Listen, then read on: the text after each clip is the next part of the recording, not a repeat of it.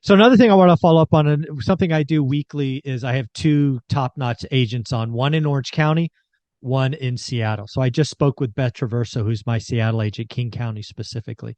And for whatever reason, Seattle always starts their spring selling season early. I don't know if it's weather related or whatever, but she has already told me pretty much just like you said, right after Christmas, she started seeing open houses being more attended, listings getting offers, just more action on available inventory.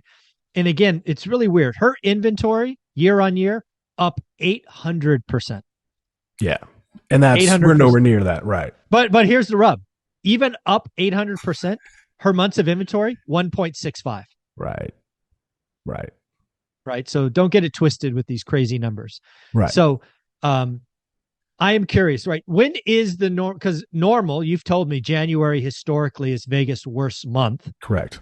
So when does that turn? Is it March? Is that the spring selling season like most of the country in Vegas? Yeah, I mean, I can pull some numbers here right now, but yeah, I mean, we pretty much mirror the rest of the country in that aspect that, Okay.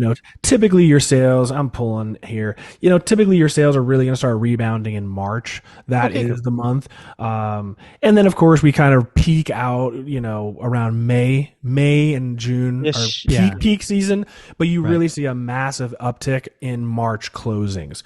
Okay.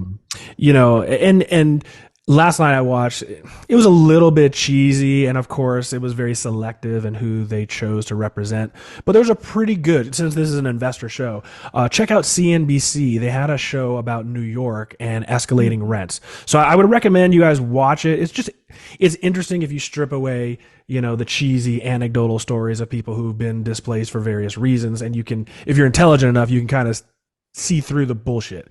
But what they're basically saying is that the rental market in New York City has absolutely exploded. So in New York, during the pandemic, everyone left, and so they lowered everyone's rents. Yeah. And so some people, let's just be honest, these people would never have been able to afford the rent, but they came in because of those lowered rents.